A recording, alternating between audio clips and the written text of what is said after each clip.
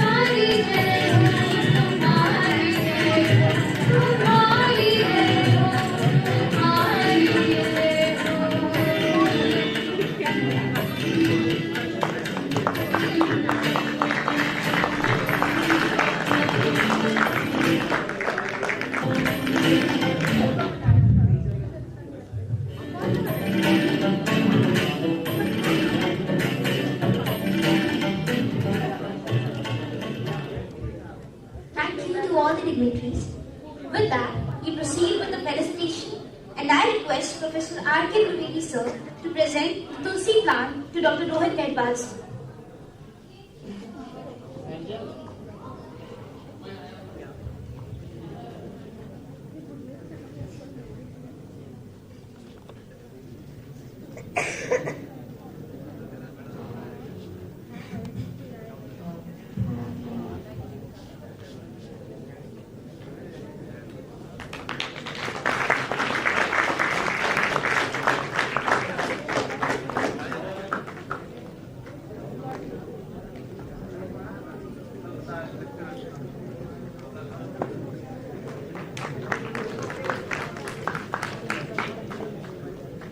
I now request Avnish sir to present the Tulsi plant to our respected director.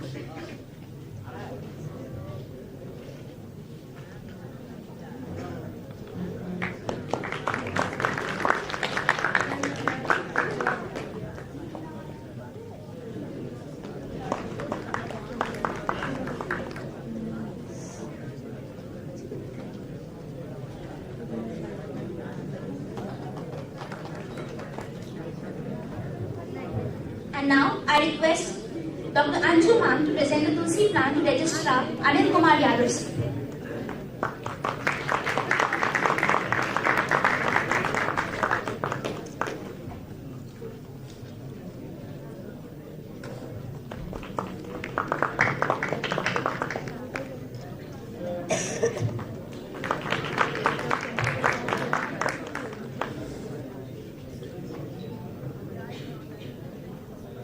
Thank you so much to all the dignitaries. Now, I would like to invite our esteemed Director of School of Basic Sciences, Professor R.K. Trivedi sir, to welcome our chief guest and other prominent member on the dais.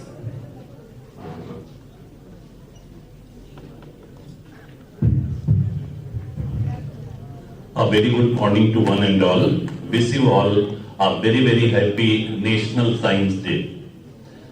We are here to celebrate the second day of National Science Day at the School of Basic Sciences, Chhatrapati Shahu Maharaj University. On the dais present over here, the Honorable Vice Chancellor, CSJMU University, Kanpur, who will be joining online after a short while. The chief guest of today's function and the speaker today, Professor Medwal, Registrar of our university, Dr. Anil Kumar Yadav, all my dear friends of School of Basic Sciences, and dear students. We are all here to celebrate the second day of National Science Day. We all know that it is to commemorate the invention made by great C.V. Raman, the great physicist C.V. Raman. In fact, we are celebrating this two-day function here at our School of Basic Sciences. If you all remember, on 27th of February, Professor C.V. Raman had a press conference and where he reported about Raman effect, and it came into existence on 28th. So I think we are on the right track to celebrate the 2 days function to celebrate this National Science Day. National Science Day is basically to commemorate, in fact, the invention, the discovery made by our Indian scientists. If we go into the rich history of India, we have basically the contribution made by Sushrota, then basically Bhaskaracharya, and from there we have come to Dr. APJ Abdul Kalam and Sir Jahangir Bhabha, who had made a remarkable contribution for the welfare of science and technology. The theme for National Science Day this time is that innovation in field of science and technology.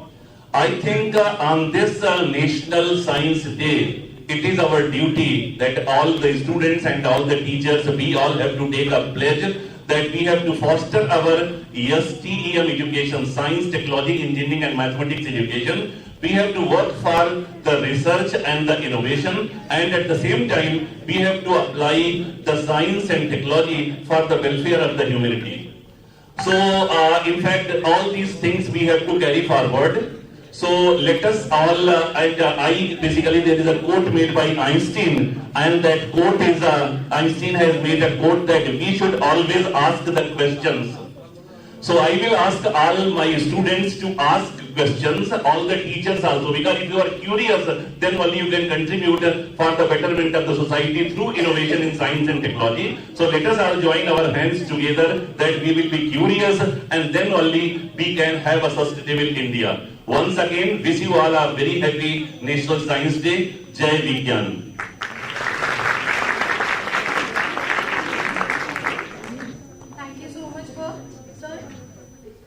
Now, I would like to invite our Registrar, Anil Kumar Yadav sir, to the stage for sharing some words.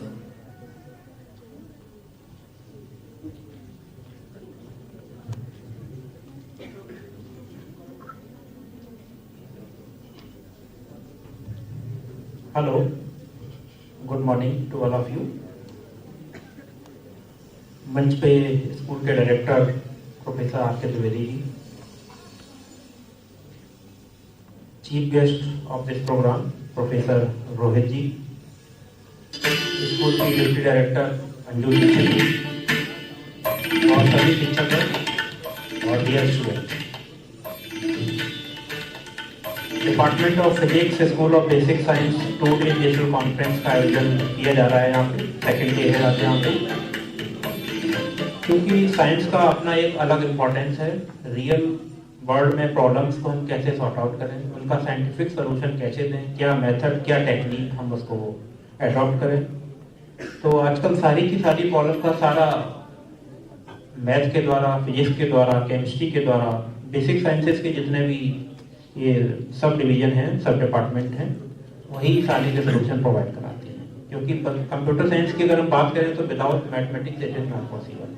क्योंकि आप लोग भी सब IIT JEE का entrance देते, उसमें भी सब मैथमेटिक्स बेसिक चीज़, फिजिक्स भी, मैथमेटिक्स, केमिस्ट्री। क्योंकि कल भी हम लोग एक IIT डायरेक्टर के साथ एक जॉइंट टॉक हो रहा था, बातचीत हो रही थी, तो वहाँ पे क्वांटम की बात आई है। तो उसमें संस्थान के आपके शिक्षक नमिता और ये लोग जुड़े हुए थे, अंजुदी और डायरेक्टर CDC।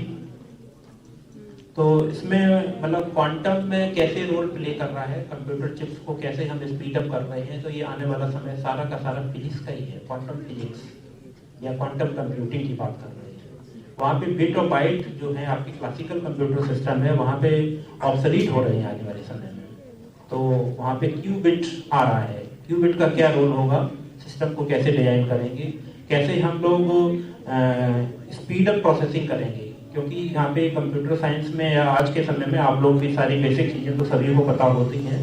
दो ही चीज़ें इंपॉर्टेंट होती हैं, वन इज एक कंप्यूटिंग का है, एक कम्युनिकेशन का है। तो कम्युनिकेशन तो स्पीड अप चल ही रहा है, कंप्यूटिंग में भी जो प्रेजेंट सिनारियो में जितनी भी चीज़ें आ रही हैं उसको कम से कम समय में कैसे कंप्यूट करें।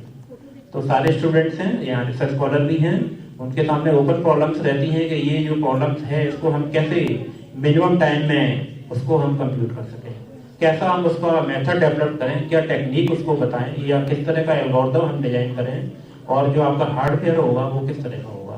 तो इन सब चीज़ों को आज एक्सपर्ट हमारे साथ हैं, तो हम लोग देखेंगे उसको आने वाले समय में, रीड करेंगे, रियलाइज करेंगे। तो आज के आयोजन के लिए डिपार्टमेंट के सभी शिक्षकों को, डायरेक्टर्स को, डिप्टी डायरेक्टर को बहुत बहुत बधाई, और सारे टीचर्स को जहाँ पे प्रेजेंट हैं कि आप लोग अच्छे से इसको नेशनल साइंस डे हम लोग सेलिब्रेट कर रहे हैं, विश्वविद्यालय परिवार सेलिब्रेट कर रहा है, और school of basic sciences. Thank you सभी लोगों को वंस अगेन, बहुत बहुत।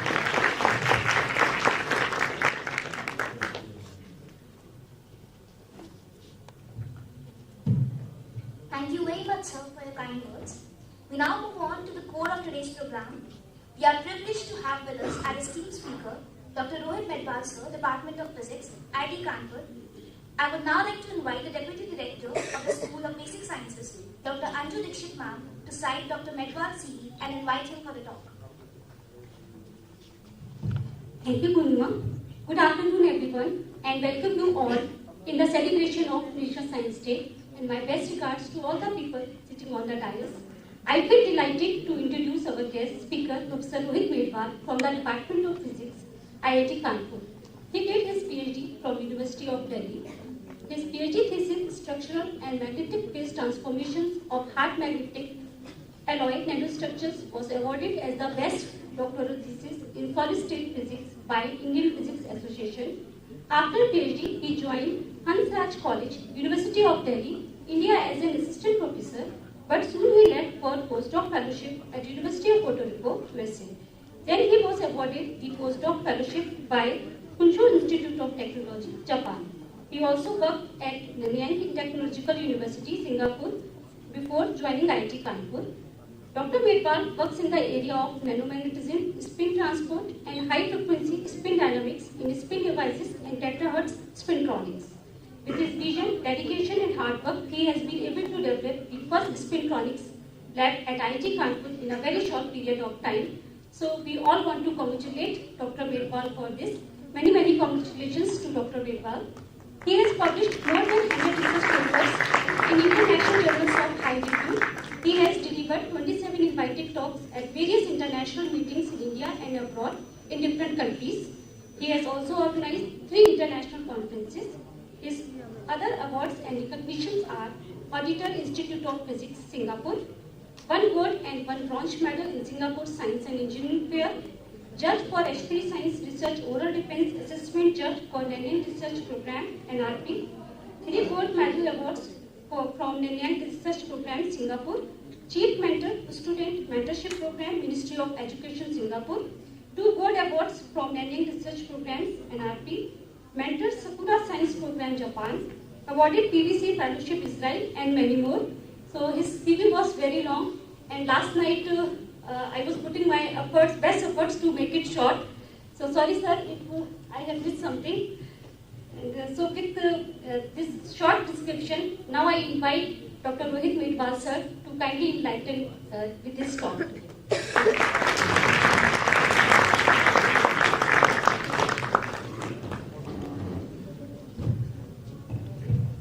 Thank you very much. And first of all, I would like to thank everyone from the Department of Basic Sciences and the student side. They have really worked hard to organize these 2 days, 27th of Feb and 28th of Feb, as a National Science Day. And as mentioned by the director very clearly, that the press conference released on 27th of Feb. And actually, this media release was on 28th. That's why we are celebrating this day as a National Science Day. So I will not talk much about this National Science Day because everybody knows, everybody have the information from a long time that, okay, this 28th Feb 1928 was the discovery of the C.V. Raman. So I have a very simple question now. Okay, what is the C.V. Raman? Everybody must be trying to think that, okay, we have laser, we are shining this laser on basically any kind of material and trying to detect the magnetic, basically try to detect the material property of that material on which we are shining this light. And because of this shining light, what is happening? There is a kind of a scattering effect. Okay. So as you know that, I think most of the students must be knowing this scattering effect, right? So when you shine the light, this scattering comes out. So because of this fundamental phenomenon of scattering, you see that this basically the sky is blue. Even you can see the sunlight, or you can see the sun in the morning, which is red. Actually, sun is not red, kind of a red in the morning, but you see the sun as red, like a hot red. So because all these effects are very fundamental effect because of the science, basically the scattering effect. So what I want to say here is, okay, that was only one effect, but there is thousands of such effects exist in the world or in the nature, universe. We should be keen observer, really. If you really want to be in the same pace, you want to work like as mentioned by the registrar and director clearly, that we want to build this. So each and everyone should be really keen observer to really see these effects in nature, and you can also create a new day that will be celebrated named on your name basically. So what basically a fundamental message to everyone is, please be keen observer, and there are thousands of effects still lagging. Basically, we are not able to understand, we are not able to judge. So we should really join hand together to really come out and think in out of the box thinking, so that we can basically understand these effects and can build a new science in the nature or in the world. So with this, I will also talk about the new topic, which is basically spintronics, and I don't know. Okay, how many of you know about the spintronics? Can you raise hand? Anybody have heard about the spintronics? spin electronics, I can say spin electronics. No. Okay. So my job will be like tough. As director has also mentioned that ask questions. So definitely I'll be getting a lot of questions from here. So my job is tough. And everybody is comfortable with Hindi and English? Okay, that's fine. Very good. I think we can maybe try to give you the flavor of spintronics today. I have definitely tried my talk make much simpler so that I can give you flavor. But my main job is not to show you my research, basically showcase my research. My job is here to show you how I can motivate you to do the new physics or new science. I will be using different physical concepts, not only the physics, chemistry, photonics, biology. I try to use all different kind of concepts to build my research areas.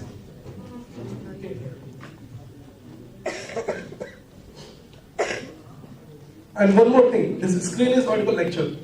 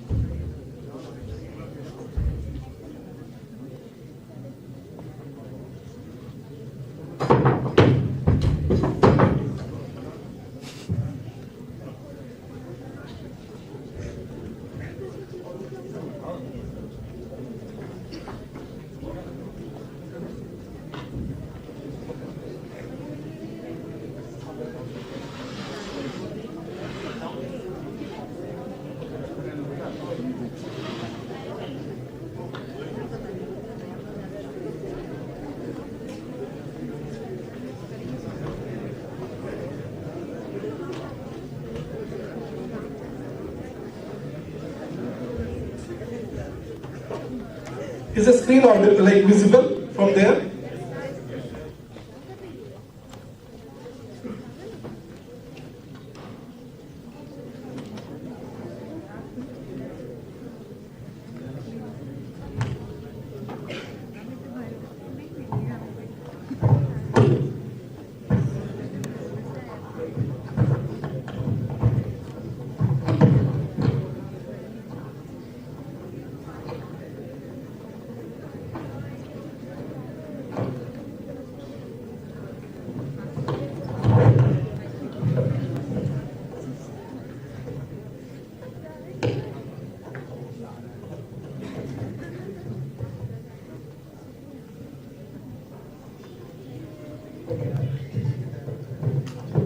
Am I audible now?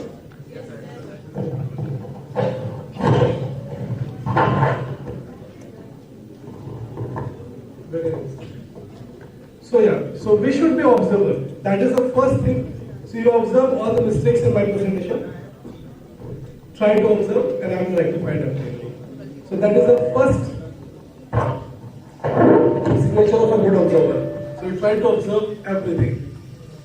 So that is my message to everyone, all the students, faculty, and even including me, that one should be very, very good observer to really do the innovation in the world.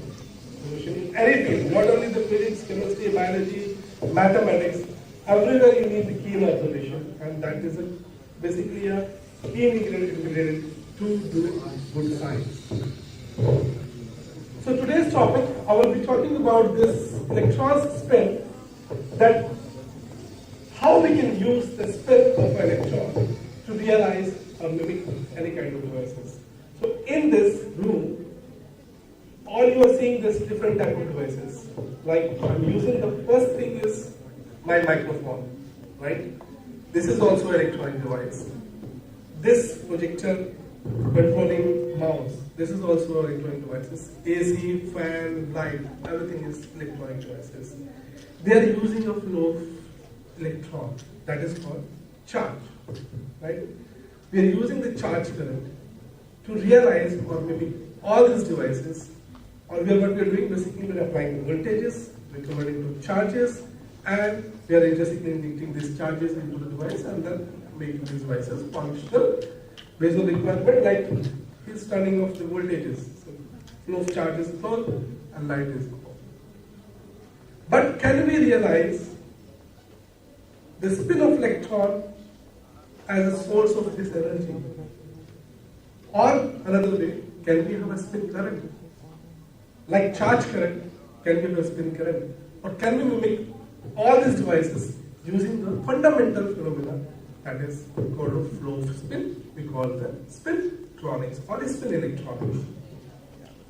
I hope you understand the concept. So today, basically this is the talk title, Electron Spin, a new way to design the efficient devices. And I've come from this laboratory, which is, I have built up in the IIT Kanpur, that is Optospintronics and Quantum Mechanics Laboratory. So where I have been, mainly we are focusing on various aspects of the spin transport that we try to generate the spin current using the spin transport phenomena. I will explain, don't be scared with this new schematics and diagram. So I'll be slowly trying to explain each and every steps. But this is a key research focus area which we are working in IIT Kanpur, and we have built this laboratory in the last 3 years, and we are making furthermore various experiments there. If somebody is interested, all are welcome to join. I'm happy to guide any student, but the only condition, the student should be dedicated and motivated. That's it. We are also trying to generate the terrestrial currents, as Director has mentioned that we are following the qubit, trying to see that how we can enhance the communication. If you want to enhance the speed of the communications, what you need to do? You need to increase the frequency of the signal which we are passing from the one place to another place. So how do we design the devices? We can increase the frequency of the operation. So spintronics, they are working basically in the gigahertz time scale. But if you see this terahertz spintronics, we work in the terahertz time scale. Terahertz is so fast. Then we are also working on the oscillators. Like the oscillators, we have voltage control oscillators which are basically used in our system, is very big micrometer size. So we can also generate the oscillators like the LC oscillators, similarly spin-based oscillators. So we can create a sine wave, like function generator you must be using in the lab, right? So you have a sine wave, square wave, pulses. So same thing, same kind of oscillations you can also generate using the spin-based oscillators. So this is another advantage of this spintronics, and that too nanocyclic. Femtomagnetism. What you have seen till now is like, if you blink your eyes in millisecond time scale, right? But what happens if you shine a material with ultra-short laser pulses or a light, like the Raman has Professor Raman has basically shined a light on the material to see the vibrational modes in the system material. I will ask very fundamental questions to all the students. Definitely, they should answer. They should just go back and read them. So similarly, we also shine a light on the ferromagnetic material. Try to understand that how our magnetic orders changes in the magnetic material at femtosecond time scale, and try to see their application so that we can make the devices working at ultra fast time scale.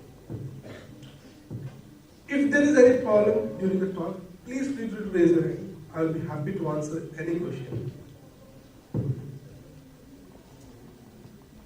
Then, spin textures. We can create different type of textures, the spin textures, the vertex textures, fermions and the bubbles, domain, different type of spin textures, and their application in the neuromorphic computing. So nowadays, everybody must be reading about AI, neuromorphic computing. So these are basically a key area of application, how we can use our spintronics for realizing the devices which are basically AI or ML based devices, where we can do the most of the neuromorphic computing. What do you understand by the neuromorphic computing? So neuromorphic computing is basically a computing which is brain-inspired computing. Neuromorphic. So neuro means brain-inspired computing. So current technology, the computers which we are using, through which I am giving a presentation, is a von Neumann computing. So von Neumann computing is a kind of a computing where our data storage is one place, processor is another place, and what we are doing, we are transferring the information from the processor to a data storage device unit, and basically there is a lot of to and fro process of the basically transfer of the data. And that is a kind of a bottleneck so that our computing speed is slow. And how our brain works is very simple. We have a neural synapses, and neural synapses, we try to transfer the information in the neural synapses and they store the information in the same place. So everything happens in the same place, and then basically the recognition, even the storage, everything is instantaneous. So as a result of this, we can create this kind of computing schemes using these spin devices, and we can mimic like the brain-inspired computing devices, which can really function like the brain-inspired computing devices, and much more efficient. They can do the parallel processing. Like I'm just giving a talk at the same time. I'm thinking how my sound is going to you. That is a basically two type of thinking. Third is how many students are sleeping and how am I talking. Therefore, like parallel processing, right? I'm just doing a lot of parallel processing at the same time. So similarly, we can do this kind of parallel processing at the same time in this computing scheme. So this is the kind of things which, like our main focus in our laboratory. If anybody is interested, welcome to contact me, and I'll be happy to basically join hand and then definitely give access if somebody is interested, dedicated and motivated. And this kind of spin textures are also very famous for this quantum computing. So they can really form this quantum computing and qubit, like the stereo-based quantum computing is also recently coming up, and that too even at room temperature. So people are trying to find this how we can make the qubits at room temperature. So if you see that semiconductor qubits, spin qubits, they're at low temperature. Even basically if you see these superconductor qubits, they're at low temperature. But the magnon-based qubits or spin-based qubits is the only hope we can go and we can try to design the qubit as a good temperature. Only thing is their coherency. We have to maintain their coherency so that we can form very good qubit or like coherent qubit even at room temperature. That is challenge because thermal energy is also dominating at that point, and we can have the basically degraded intensity, coherency of the material. Okay, so if somebody is interested in detail, so slowly we can discuss one by one next time. But yeah, so today I will be talking mainly of the spin transport, how I can use the spin current to generate the spin devices, and this is it. So this today you can see the time. This is 10:28 today morning. What I did, I just took a snapshot. I just searched CSJMU in the morning on my computer. I did that intentionally, and I got this. And you can see the time. This is 10:28 morning, 28th February. Here, okay. Why I did so? If you click on this tool, then what you can see that there is this number about, what is this number? 12,10,000 number. And what is the time scale? If you go back, basically you can see this here. This is in 0.26 seconds. So I would like to ask someone simple questions. How this is possible? That 0.2 seconds you can have 10 lakh data. So how it is possible? What we are doing? We are trying to store the information at some place. Moment I wrote this CJMU, immediately CSJMU, then immediately data will be captured from the data center and being reflected on my screen in 0.2 seconds. Such a large amount of data in a short span of time, how this is possible? Because of main two class. Because what we can do, we can store the device, we can process the information, and we can transfer the information. So the stored information is being processed and transferred to my screen and displayed on my monitor in 0.26 seconds. This was possible only because of two devices, that the memory devices where we are storing the information, and the logic devices we are using to transfer the information from the one place to another place. example, we are using the WhatsApp, Zoom, Snapchat, or young generations, Insta, right? Everything we are using this. We are using all this main two class of technical devices.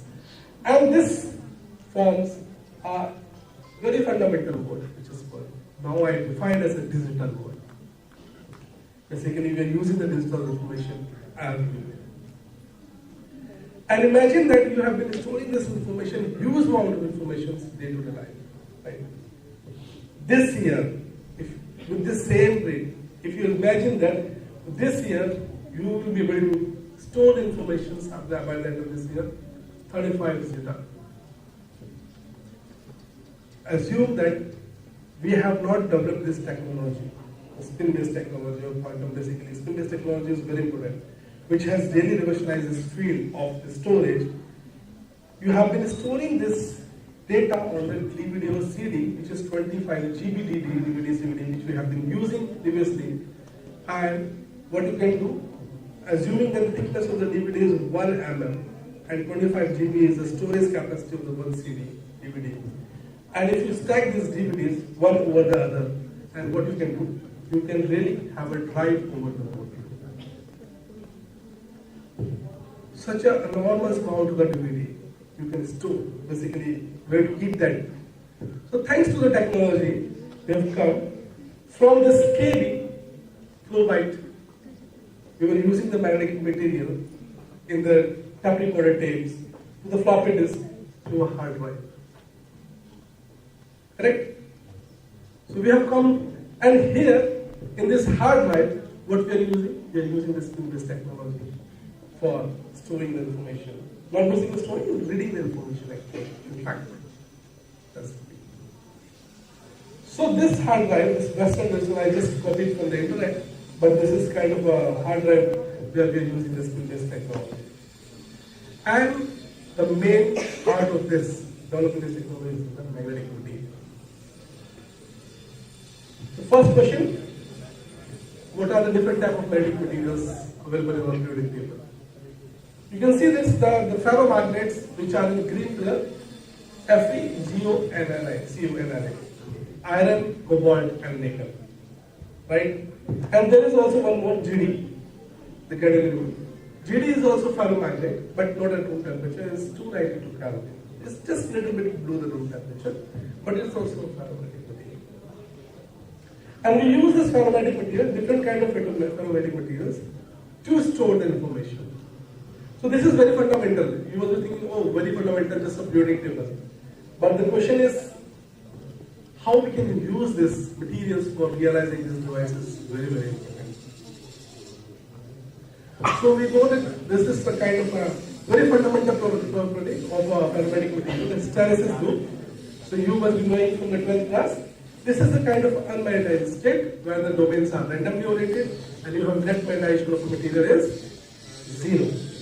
But the moment you saturate, what you can do, you can basically align all the domains in the one direction and you can have the remnant magnetization MR, and that is a point where you can store the information even after removing of the external magnetic field which you are applying to a system. Okay? So this is the kind of thing, and then how to basically generate the magnetic field which you are applying to the material is using a solenoid. Right? This is kind of a background I'm giving you so that you don't feel confused that, okay, where to go. So solenoid is used to apply the magnetic field, like the electromagnets we have developed. So solenoid was a very fundamental principle, like you apply current through a solenoid, you can generate a magnetic field, and that magnetic field you can apply on the magnetic material. The moment you apply this magnetic material, you can saturate the domain. Both are linked. Right? So this is okay, very fine. And this was basically amperes law. This follows the amperes law, right?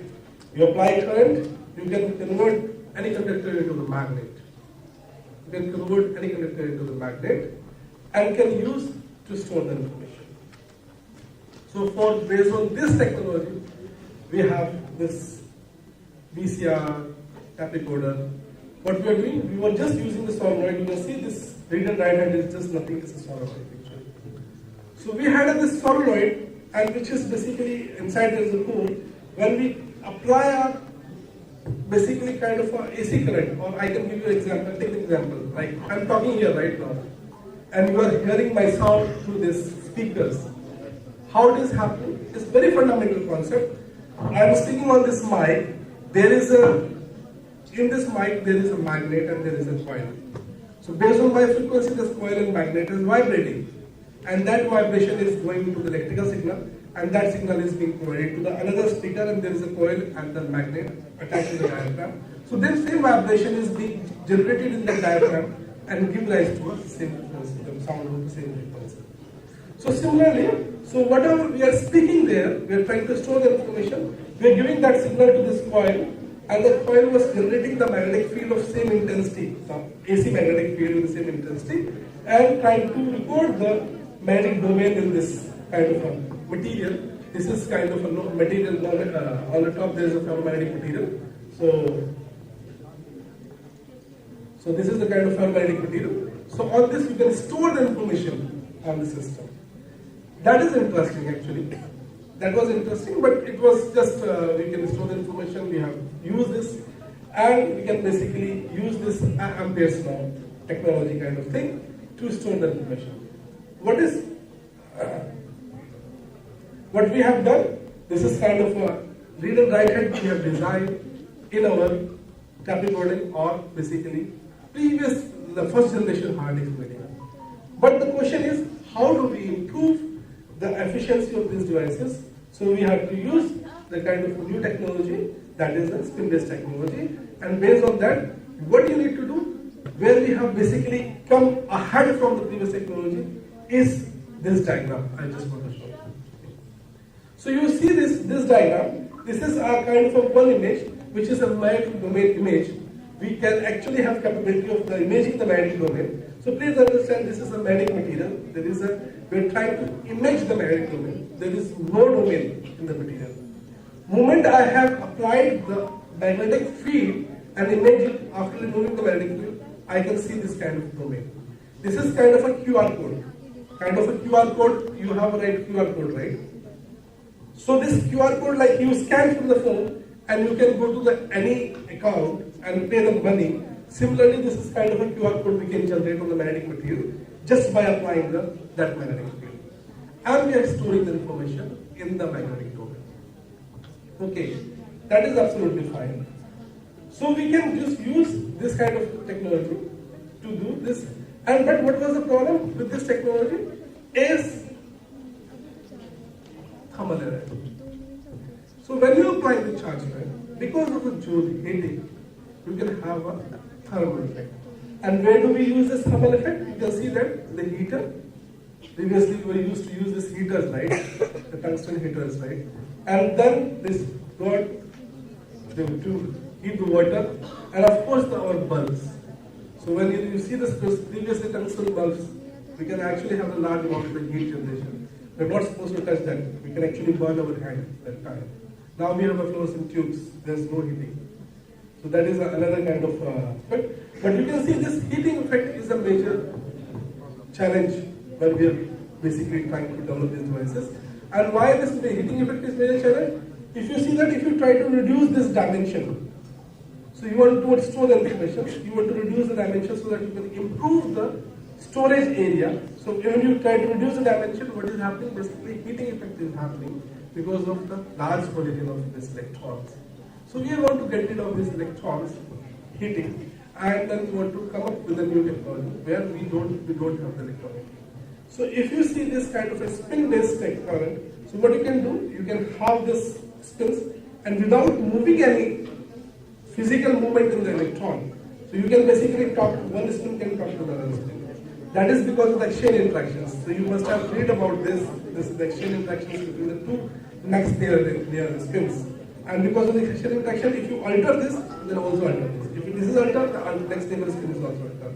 The next neighbor spin is altered. So you can propagate this information without physically moving any charge particle or like basically kind of purpose. So to get rid of this, what we want to use? We want to use a spin. And a spin is nothing, it's a tiny angular momentum associated with a electron. You can actually correlate this with the current carrying loop or it's just a kind of a tiny magnet, which is kind of a very small tiny magnet. And this was this tiny magnet, and how we basically understand this is the spin of electron is there in the system. If you see this is the kind of electron there, and then we know that the electron has upspin or downspin. There is a three property of the electron. What is charge, mass, and spin? Right? Three fundamental property of the electron: charge, mass, and spin. So based on the direction of this field, you can see that if the direction of the magnetic field, effective field is here, so the spins are basically going in this direction. The spins which are in the up direction will go and accumulate here. The spins which are going in the down direction will go and accumulate here. This was an external glass experiment. So what the external glass did, he tried to apply the non-uniform magnetic field on the charged particle, or basically moving electron. And then because of this gradient magnetic field, the electrons can experience a force, right? If they can experience a force along the one direction of this gradient of the magnetic field, and then the two spins which are up and down can split and can go in different directions. We use this fundamental principle of the spins to generate this spin current and can basically use for spin filtering effect. This is a key ingredient of realizing the devices. So I have showed you that if you have a ferromagnetic material and you have a basically magnetic field, and because of this magnetic field, if the spin is down is coming here or up is coming here, if the magnetic field direction is up, so they will go and then try to follow the same path. If it is down, it will not go here, it will go in this direction. And if the magnetic field is down, it will go in this direction. So assume that this is a magnetic material, and we can store the information, basically the energy of the magnetic material in this direction. What we have done, we have magnetized the magnetic material in the one direction. Now material is magnetized, the spin is basically the net magnetization of material is this. Now if you allow the spins which is up, they will easily pass through. If it is down, they will just reflect back. Right? So because of this, so what happens? The spins has, initially the electrons has upspin and downspin. Only after this material, all the spins which are in the same direction will propagate, and this will exert, now this will propagate, and this effect is known as a spin filtering effect. How to understand this? Actually, if I can clear this one, this is more than enough for you guys today, very quickly. So this is a very interesting effect. You can see this, which I am just showing you that there's an unpolarized electron here. So moment you have unpolarized electron, and because of this, you can see that the accumulation is upspin and downspin is different direction based on the direction of the magnetic field. How do we understand this effect? Let's go further. To understand this, I have to create this animation. So you have a charge current. Generally, if you have a charge current, you use to inject this charge current into the conductors like aluminum, copper, right? When you pass the charge current into the material, you do that, right? When you want to blow the bulb, you just get the wire from the market and then apply a charge current and then blow the bulb. So what we are doing, when we are flowing the charge current, we are flowing the upspin and downspin in the same direction. Like copper, aluminum. We can flow this, and both the spins goes and then form the flow of charge. This is called normal charge current. Now, if I ask you to apply this charge current to a ferromagnetic material, so if you see, the ferromagnetic material has an upspin or downspin, whereas copper is basically non-magnetic. There is no net defined direction of the magnetization. But ferromagnetic material, there is a well-defined direction of the magnetization, and as a result of this, we have one direction of the spin, majority spin. So because of this majority spin, what happens? When you pass this charge current to a ferromagnetic material, you can have a polarization around the one direction is more as compared to the polarization around the another direction. And that is purely related to the band structure of our ferromagnet.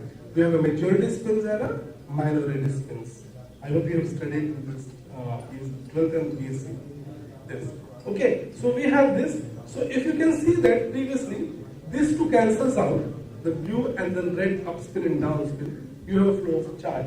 But here also blue and red can cancel, can result this charge current, but there is an uncompensated spin current, and which can also result in the flow of electromomentum.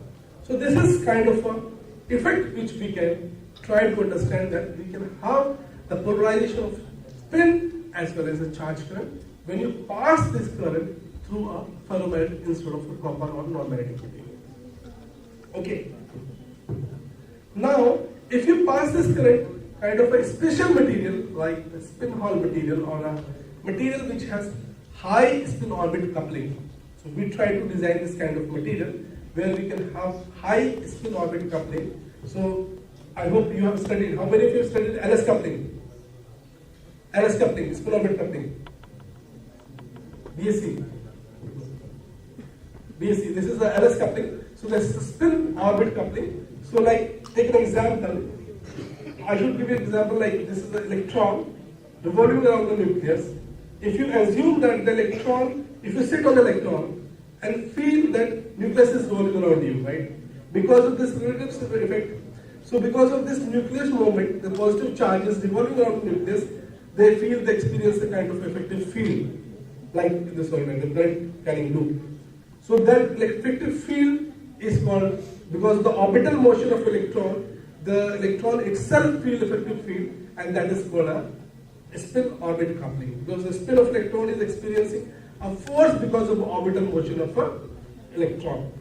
So this is called a spin orbit coupling, very fundamental phenomenon. Because of this, what you can have, the population density of the upspin is going in the one direction, and population density of the downspin is going in the other direction. And we can harness this effect, and we can basically generate a flow of electromomentum without any charge current. Without any charge current. ये नहीं समझ में आएगा. Okay. ठीक है. आगे बताता हूँ. Okay. So because of this spin current, you can have this spin current. What you can do, you can try to change the magnetization direction of a magnetic material. So what I showed that if you have ferromagnet, if you pass the charge current through the ferromagnet, you can generate a spin current. When you have a spin current and when you interact this spin current, try to interact with the ferromagnetic material, what it can do, it can basically try to alter the magnetization direction of a ferromagnetic material. So this is the kind of direction of the magnetization of the ferromagnetic material, and because of this, you can basically try to alter the domain one. Initially, you see the magnetic domain is here, but moment I inject the spin current, because of this spin orbit torque, the spin current can exert a torque on this magnetization vector, and my domain one is basically shifted in this direction. So this is a kind of effect which people want to realize to mimic the devices, to realize how basically mimic these devices, which is purely a spin-based devices. So this is called spin current driven magnetic domain, and this is effective spin transfer torque. And one more thing I just want to highlight here, that you can have this ferromagnet, which is kind of a one ferromagnet attached to a non-magnetic material and attached to another ferromagnet. So what you can do, you can basically inject this current, and because of this ferromagnet, you can generate this spin current, which I have explained because of spin filtering effect, and this spin current can go here, and you can basically get the voltage across this. So this is a kind of very interesting. If I don't know whether I can write on this board or not. Is there a way to I can write? Is there a way I can write on this board? Right? I think you can write right on this. It should be right. Yes. Correct. So why it is so interesting? So why this is interesting? It is not catchy right now. So if you want to see this effect, this is a kind of, I have a like current source here, and then you can see that I'm just applying this. This is a kind of current source, right? And I'm just making this connection, and then this single wire and measuring this voltage. So you imagine that this is a current source, And I have single wire, and this is a kind of another current source, and you can see this, and this is a kind of bulb. So do you think that this bulb will glow when you have electronic circuit? In electronic circuit, it's not possible. You have to use this basically simple voltage. Basically, you have voltage, or you can basically I can explain you this is the battery, and then you just attach the battery with the bulb.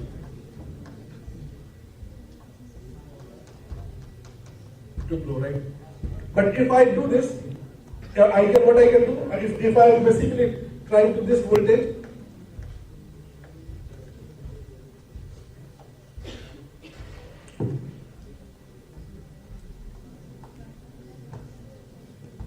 this is what I am saying. Is it possible in electronics? Answer is no. We can only realize this using the spin current. Because spin current don't follow the continuity equation. It's a diffusive nature, it's lossy in nature. And because of this small conservation, because of spin current, as charge current have this conservation of charges, spin current don't have this conservation of charges. Because of this, we can realize this experiment. This is an experimental paper from the Nature 2001. This is the first experimental demonstration that we can have this voltage when we have a flipping of this magnetization vector from here to here. And we can have actual voltage, and we can measure this voltage using our electrical circuits. So such kind of fundamental principles are possible using this flow of spin current. So I'm just trying to motivate you, because these are really nano devices. It takes a lot of time or a lot of pain to really mimic this kind of experiments. But just a motivation on the National Science Day, so that you have this energy to celebrate this science not only in 27, 28, entire year. And this is kind of the devices which we can mimic. You can say that this is a kind of same magnetic memory which I have mentioned. Because of this spin current, we can realize this field effect transistors, spin torque, MTJ magnetic tunnel junctions, and spin orbit torque magnetic tunnel junctions. So these are basically kind of devices which we can generate. So what is this? It's nothing, because you can see that if you clearly see here, this is same thing. You have a two ferromagnet, one is here and one is here. So what we are doing? We are applying a charge current converted into the spin current. Exerting this spin current is like a tiny magnet. So one magnet can talk to the another magnet. If this magnet can come closer, if this is this will also try to move this direction or opposite direction. So they can exert a torque on this magnetization vector of each other. So because of this, we can create a different type of logic and memory devices using a magnetic materials or spin-based transfer. So we are using the ferromagnetic material as a source of magnetic materials, magnet movement, and the spin current is basically a driving force which can basically change the direction of magnetization, and we can use the stored information. But what is the current situation? Why these devices are not in the market? Because their efficiency is not very high. So efficiency means we have a spin current. So question here is, can anyone answer that? Can we measure the spin current? We can measure charge current using ammeter, right? We can measure voltage using the voltmeter. Can we measure the spin current? Answer is, we cannot directly measure the spin current. What we need to do, we need to convert the spin current into the charge current, and we have to measure the voltage because of the spin motive force. Like the electromotive force, there is a spin motive force. Like the spin motive force results in the spin voltage, and we have to measure the spin current using the spin motive forces. So we have to rely on the conversion efficiency, which is a kind of a bottleneck. And if we can improve the conversion efficiency, we can actually work to design or realize these devices even at very, very low power.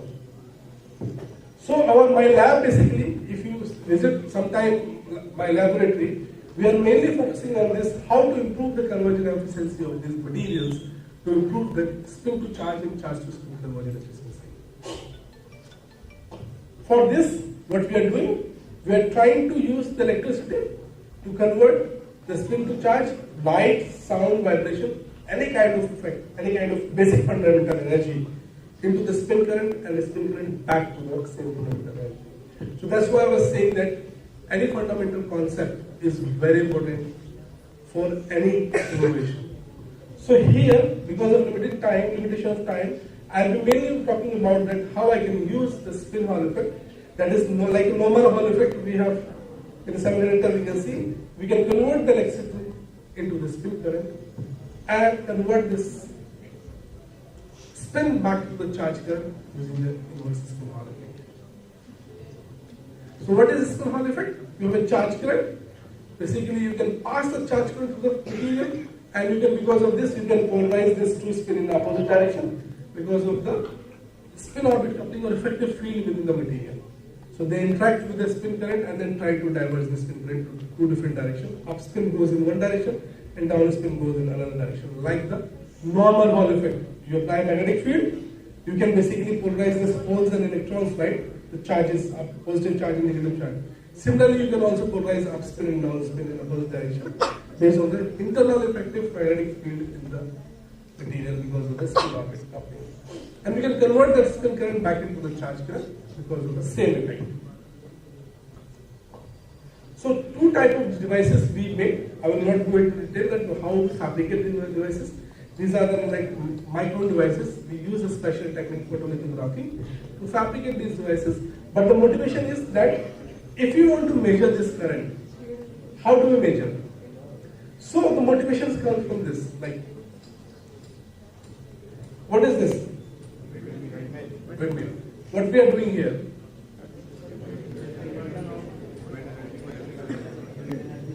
Yes. So mechanical energy to what? Electricity. Very nice. What is this? What we are doing here? We are converting the electrical energy to a mechanical energy. Very nice. So we use the same concept, very fundamental concept. We have a ferromagnetic material which has a magnetization M. When you apply a magnetic field in one direction, M and H are vectors. We can have A and B, A cross B. You can have a torque. Because of torque, we can allow magnetizations to precess. And because of this precision, what we can do, these are like different forces, but because of precision, we can allow this magnetizations to process along the effective magnetic field experienced by a magnetic material. Correct? When we have this processing magnetic field, and this processing magnetic field can be a very good source of spin current. And we attach the heavy metal. And why attach the heavy metal? Because the spin current I want to convert into the charge current. And the heavy metal is a source of a spin orbit coupling. So whatever spin is going, they will go and accumulate in the one direction. And I can generate a voltage. And I can generate the spin current, inject the spin current from the ferromagnet to a heavy metal, and can create this kind of effect that precessing magnetization will be generating the current or a voltage. So this is the effect is very simple, like a windmill. And how do we do in our laboratory? This is our experimental results. I will show you. What I am doing, I am basically trying to oscillate this magnetization vector. Because of this, what I can do, I can inject the spin current, and I can inject the spin current into the adjacent heavy metal like platinum. And if we measure the voltage across the platinum, I should be able to measure the voltage. But you see, there is one important catch here. This is a ferromagnetic material. If we apply this magnetic field of the magnetic material, what we can do? We can change the direction of magnetization, as I've explained in the first graph of the hysteresis loop. Right? From the negative direction to a positive direction, we can change the direction of magnetization in the hysteresis loop by changing the direction of the magnetic field.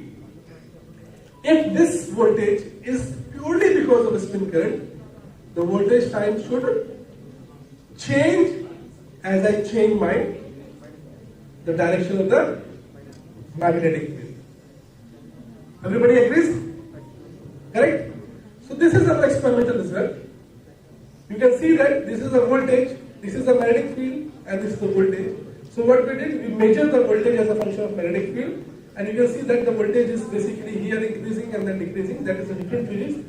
But when I reverse the direction of my attention, what I can do, I can reverse the voltage. And if you see here, this signal and this signal, the amplitude is same. This signal, amplitude is same. Sorry, this and this one and this one. And this one and this one is amplitude is same. This one, amplitude is same. So this voltage is perfectly because of the injection of pure spin current. If it is a charge current, you will not be able to flip the direction of the polarization of the voltage by flipping the direction of magnetic field. Correct? So, and you must be knowing one more concept. Let's take that also. Equipotential surface on a metallic wire. Platinum is a metallic wire. It has equipotential surface, but it is not equipotential. Right? We are measuring the potential on the platinum. Please understand. So this voltage is purely a spin accumulation, or spin is being accumulated in the material. So please understand, what we have studied is not varied now. So that's why we should have a keen observation to see each and every effect. We can realize, oh, something is new happening in the world. And even I might be missing actually hundreds of effects within the same system. If somebody is even more keen, then they can also see some new effects within the same system. So this is a kind of one experiment, and this voltage depends on the two factors. One is what is the conversion efficiency here in the material, spin to charge conversion, and how I can inject my spin current. These two are main two contributions. So this is my JS spin current, and that is the spin to charge conversion efficiency in the material. So with this, now I am going to say that if you have a magnetic material, you have tried to see the anisotropy in the magnetic material. The anisotropy depends on the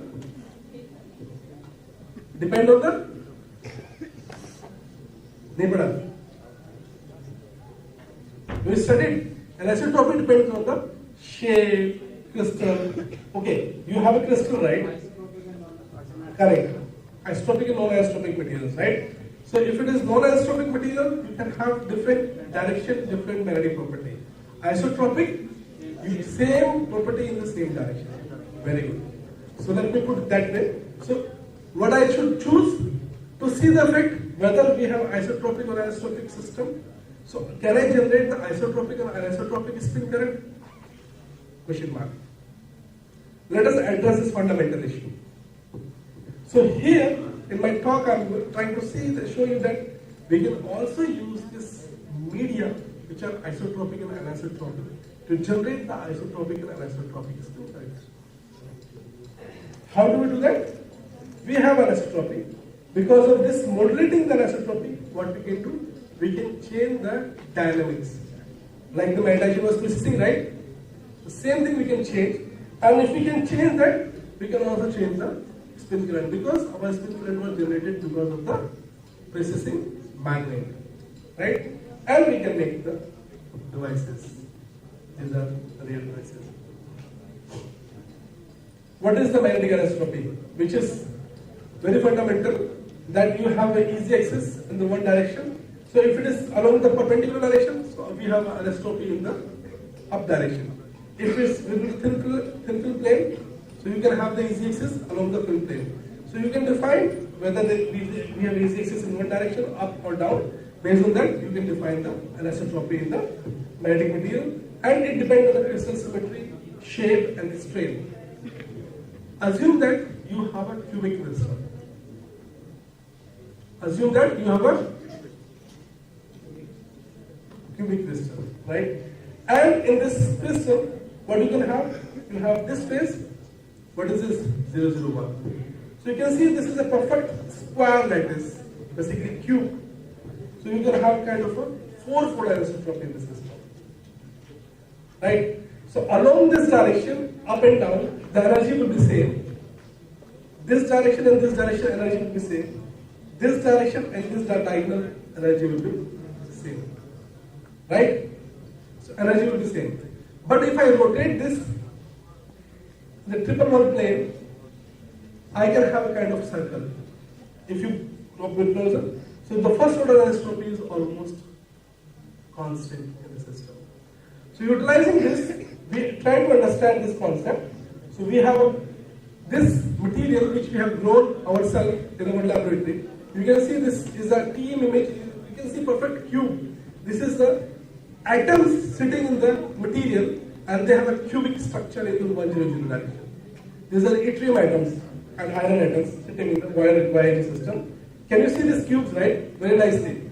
And if you see this triple one flame, you can see this. These are the 3 yttrium atoms, and basically this one iron, 3 yttrium, 1 iron, 3 yttrium, and we can form this kind of circle. This is the electron microscopy image. We build this setup.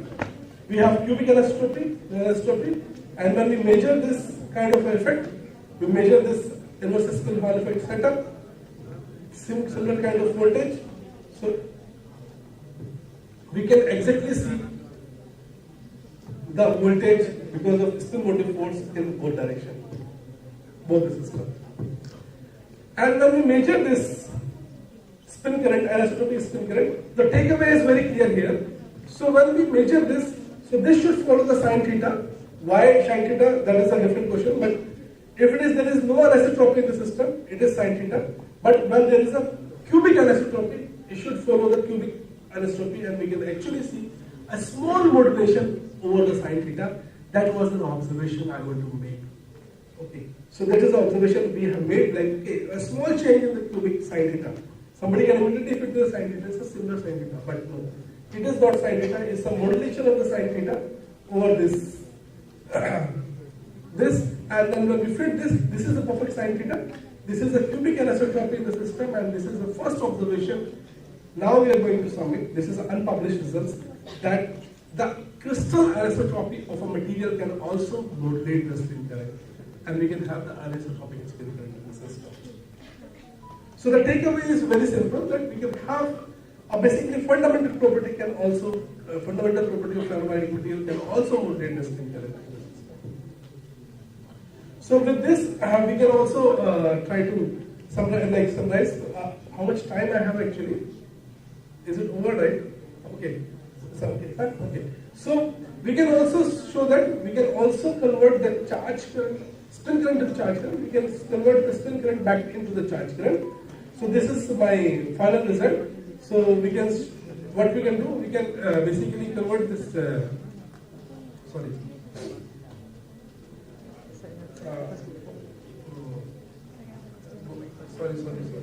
Yes. So we can also convert this spin current into charge current. So this is the final slide which I will show you, that you can have a 1% of conversion, 10% of conversion. But you can also improve the conversions by changing the material. So if somebody is interested that how we can improve the conversion efficiency of the materials, please feel free to talk to me. Feel free to talk to me. Actually, I can explain that there are several ways through which you can design the new materials where you can convert the spin current into charge current and charge current into the spin current and use them for the real device applications. But at the end, because today is the National Science Day, and I will touch upon how we can use the lasers to modulate the spin current of magnetic material. So, everybody must know that if you have a magnetic material, how you demagnetize the material? What is the fundamental principle? How do you demagnetize the material? By? Very good. By heating, right? Another way? Hammering. Hammering results in that? I want actually that answer. Hammering. Hammering is a kind of a generating shock, thermal shock, right? So basically it's the mechanical shock converting to thermal shock, then comes out. So when you have ferromagnetic material, if you heat them, you can demagnetize, right? If you have ferromagnetic material, if you have a femtosecond laser with the femtosecond time scale, very short laser pulses. When you shine this laser light on the ferromagnetic material, what you can do? You will quench the magnetization. You can quench the magnetization, and you can see that magnetization decreases. This is an experimental result which is published in this 1996 year. And what is the fundamental? You have already explained me. Wow. This is kind of a ferromagnet. When you increase the temperature, magnetic order decreases. And above the Curie temperature, there is no magnetic ordering in the ferromagnetic material. But what is so interesting here? How fast we can quench.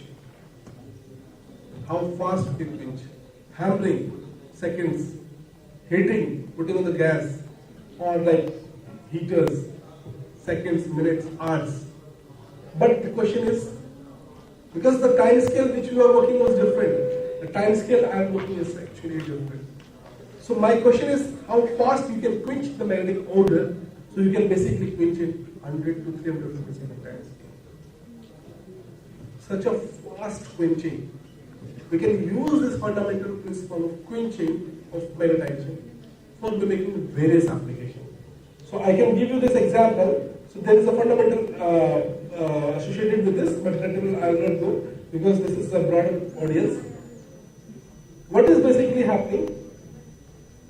So that is maybe my kind of last slide. So what is basically happening here? When you shine this light, what happens?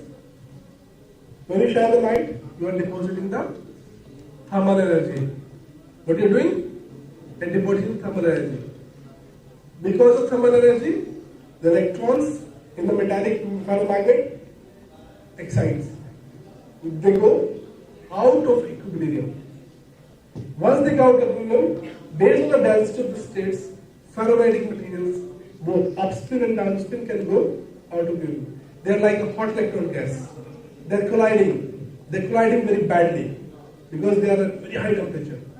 And that temperature, because when they are colliding, what they can do, the spin density which is down, they can interact more because of this frictional force between the downspin and upspin. They can have a lot of collision and they will not allow to pass through.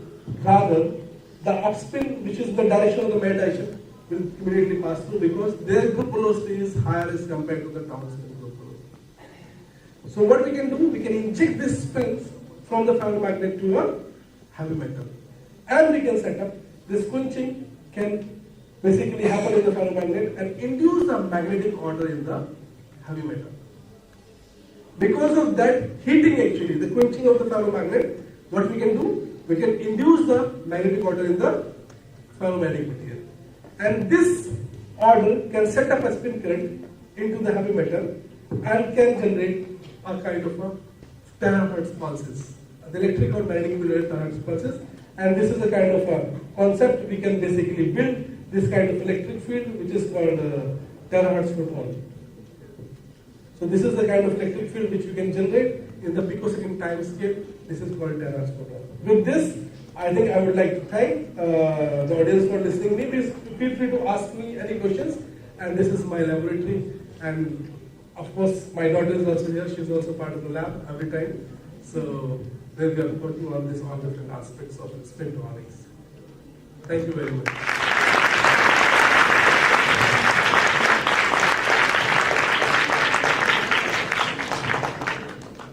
Questions, please.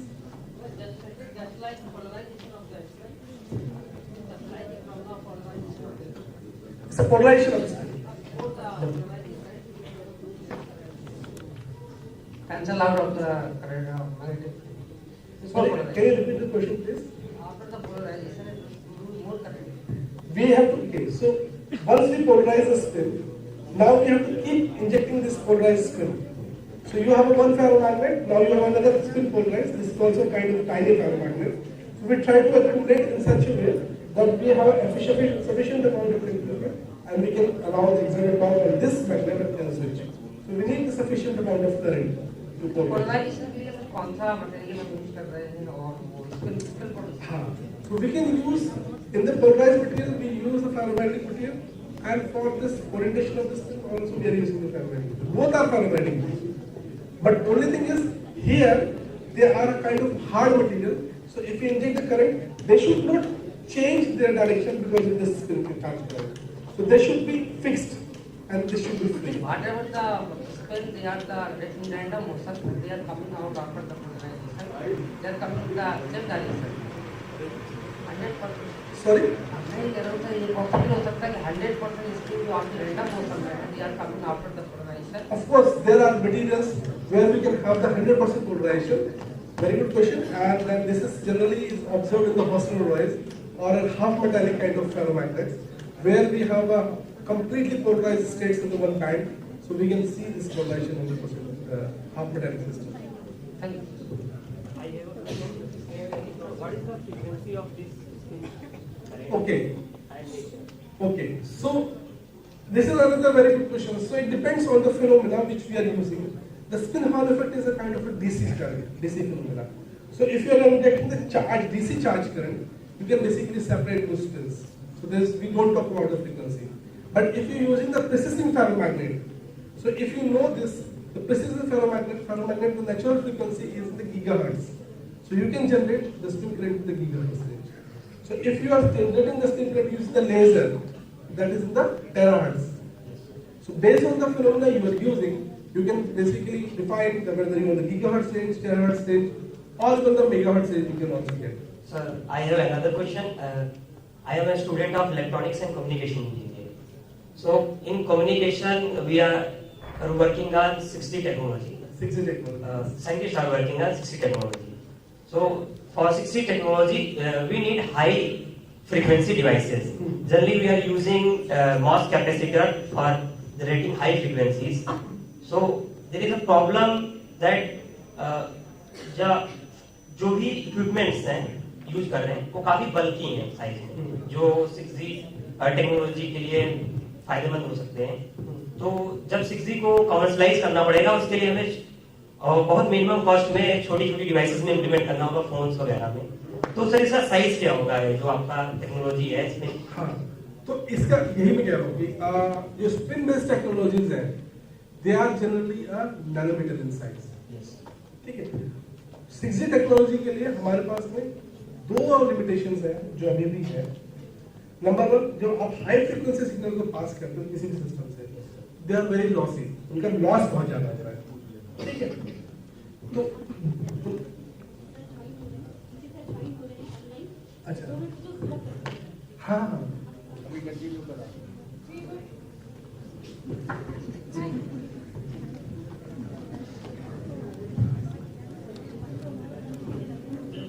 We would now like to extend a heartfelt invitation, Honorable Vice Chancellor Sir, to join us at this occasion.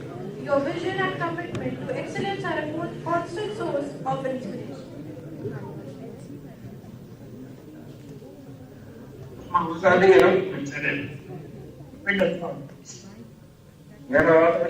कैसे हैं? अच्छा, लोग दो हम आवाज आ रही hello hello. Yes sir, we can hear you. Okay.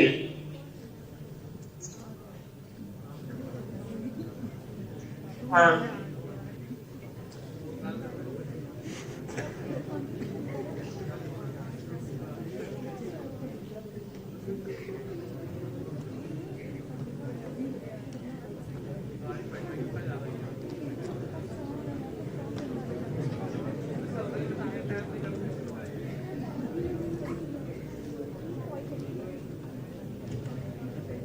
So thank you very much for inviting me. Sorry I could not come because there is a meeting. So great.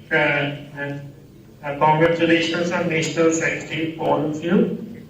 I think this day is the C.V. Raman's discovery of Raman spectroscopy, and in the name of him, we had great scientists in our country. I feel that this is an era of discussion. Science and technologies are needed, and what is more important, what I really feel at the moment is that science, technology, engineering, mathematics, STEM, and especially science should be given, and knowledge should be given to the last person of the country. So we need a lot of things for it. This is in my mind, which our university or IIT people are basically get to. That we should have small tinkering science labs in each villages, we should know how to create new experiments and how to make new experiments so that science becomes popular. I think at the university we are trying to have models. We will be having hackathons. We will also try to have AR and VR, augmented reality, virtual reality platforms to make better science and science for all. So this is the mission, that science should be for all people to understand and science should be for everybody. So I think good wishes to the department who has done it. We have a small but a wonderful department of science, and we have got dedicated and passionate professors with us. With this mission, I am committed from the university to give all the things to just see that the science flourishes like it. Without science, I think nothing in nature exists.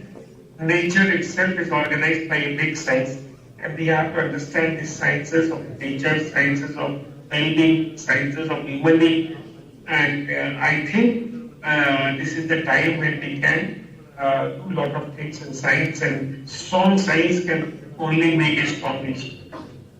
Thank you very much for inviting me, and sorry I could not come due to the other event, but I wanted to be in this program. Thank you very much for connecting me with. On behalf of everyone present, we express our heartfelt thanks to you, sir, for taking the time out of your busy schedule to join us. Your presence today has added great value, and we are truly thankful for your continued support.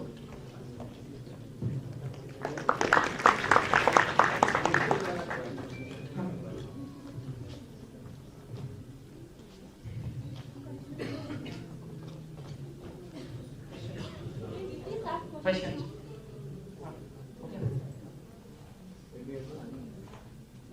Afternoon sir. Sir आपने बोला sir जो platinum होती है उसके equi potential surface होता है, तो हम उसका स्पिन वोल्टेज जो होता है वो कैसे मेजर कर पाते हैं?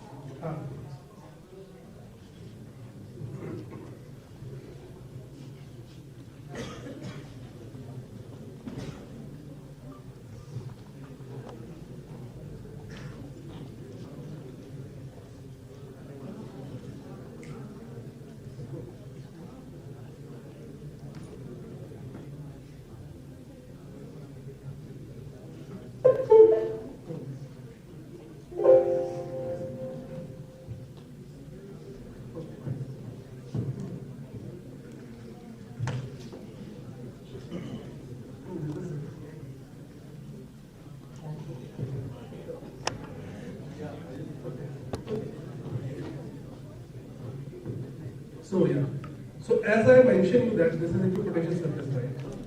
So if there is no charge imbalance on the surface, you have a strip line. Assume that this you have a strip line, and that is kind of a platinum, right? And now if you see the electronic charge, this is a conductor. So if you see the electronic charge distribution, this is a kind of electronic charge. We have a potential because of the gradient of the charge. There is no gradient of charge. But movement, if you have a spin orbit coupling, so like assume this is a kind of a effective field at the center, assume this is the direction of the effective field at the center because of the spin orbit coupling. If you write the Hamiltonian H of the spin orbit coupling, this is basically proportional to the P cross gradient of V by C square. So this is the kind of effective field within the material. So because of this, there is an effective field which is defined as B effective. Like a Lorentz force, and if you have a charge current coming here, which has upspin and downspin both. So what happens because of this effective field, upspins goes up here, and downspins goes here. Right? Now in our system, what happens? We have only the ferromagnet attached to the, if you remember the circuit diagram, so we have this ferromagnetic material, Fm, which was precessing. This is the direction of my direction, it was precessing, and we attach the platinum across here. Right? And we measure the voltage across here. This was the voltage measured. So because of this, you can have the spin current which is coming here, and this is the direction of the spin, which is direction of the band direction, and they will try to go in this direction because of spin Hall effect, and they will start accumulating at the surface. Now you have a charge current voltage is 0, but the spin current accumulation is here more as compared to this down direction. So there is an imbalance of the spin-dependent charge, and that imbalance of the spin-dependent charge gives rise to that spin voltage.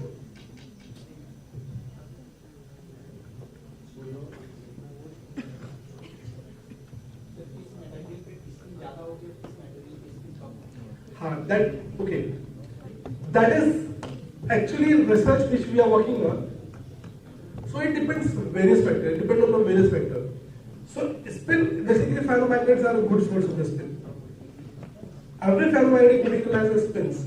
Now question is, how do we harness that ferromagnet to generate a spin current? Okay. So that harness depends on which phenomena we are using. It depends phenomena to phenomena. So if we are using the spin Hall effect, the conversion efficiency, the internal conversion efficiency till now, which we have achieved till now, is approximately 30%. And we are trying to see that we can get up to 50, 60, 70, or 100%. But we cannot go more than basically 30 and 40% till now. So depending on the material we are using, we can harness this spin transport phenomena.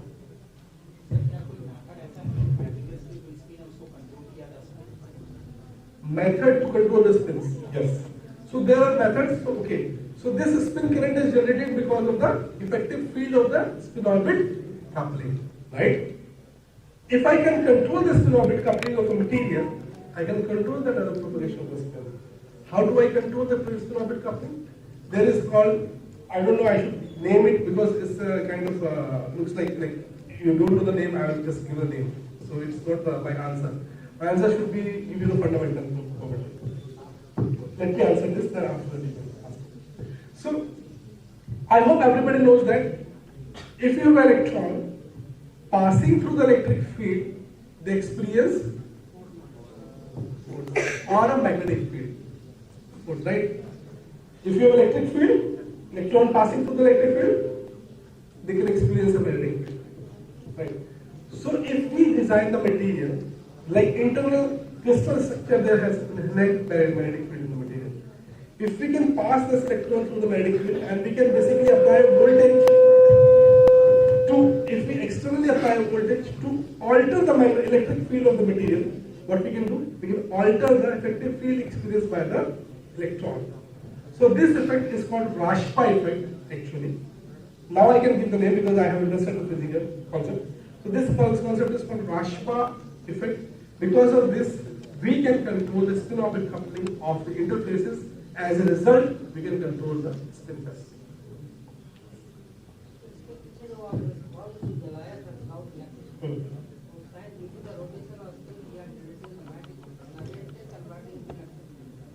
Correct. It is converted to electric field. हाँ, कहाँ से निकल रहा है? सही है? मैं दोबारा बना देता हूँ.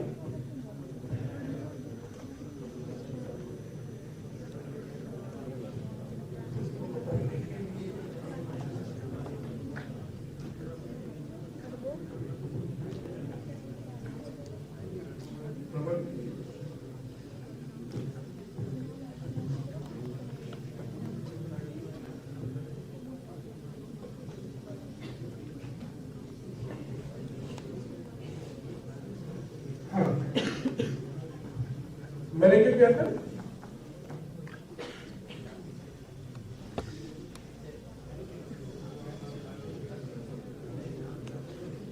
हाँ, ये था.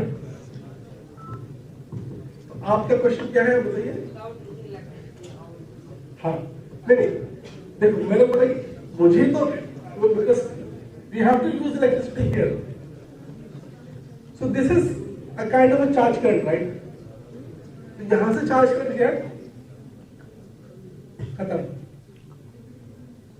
This is the loop. Potential जहां लगाया वहां से खत्म. Okay, now but we are getting this. This is not going in electronic circuit but it's spin current in. How we are designing this? Let me explain physically what is happening in this system. You have this ferromagnetic material and you have another ferromagnetic material, and this is FM. So we have a well defined direction of the direction, and on the top of this we have a material which is copper or aluminium. There is no spin orbit coupling. आप सबको पता भी होगा कि जैसे ही हम periodic table में नीचे की तरफ जाते हैं तो हमारा सेल साइज बढ़ने लगता है। तो मैं स्पिन ऑर्बिट कपलिंग बोल रहा हूँ बात। स्पिन तो इलेक्ट्रॉन की प्रॉपर्टी है, ऑर्बिट ऑर्बिटल मोशन। तो जो ऑर्बिटल मूवमेंट का कॉन्ट्रीब्यूशन है वो जितना बड़ा शेल का साइज होगा उतना ज्यादा होगा। कॉपर ऊपर है तो ऑर्बिटल मूवमेंट क्या होता है, कम होता है। एलएस कपलिंग होता है, we can not deny that there is no LS coupling in the copper and but very less, negligible effect. The effective field experienced by the spin orbit coupling is almost negligible in the material. तो क्या करते हैं हम यहाँ पर ये ferromagnet लगा दिया। अब मैंने यहाँ और यहाँ पर क्या लगाई, एक बैटरी लगाई। ठीक है, ये भी मेटल है, ये भी मेटल है, ये भी मेटल है, ये भी मेटल है, ये मेटल है। और मैं यहाँ पर वोल्टेज मेजर करूंगा।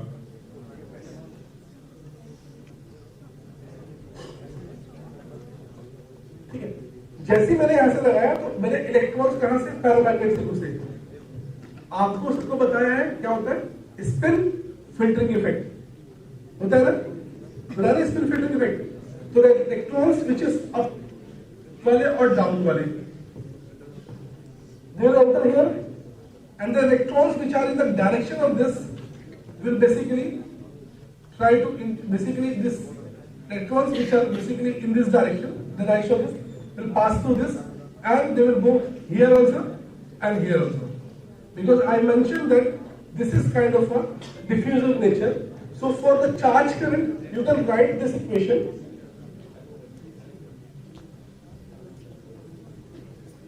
conservation of charge, the quantitative equation. But for spin current, this is JC. For JS, spin current, dou rho, dou t is not equal to 0.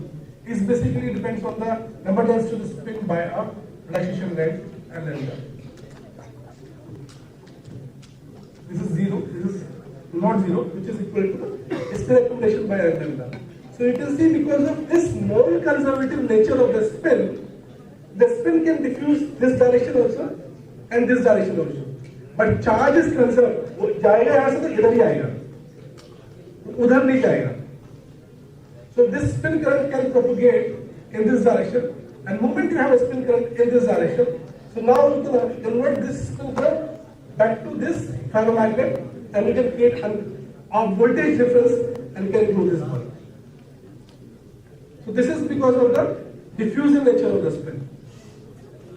Or non-conservation of the basically this doesn't follow the conservation law. Yes, please.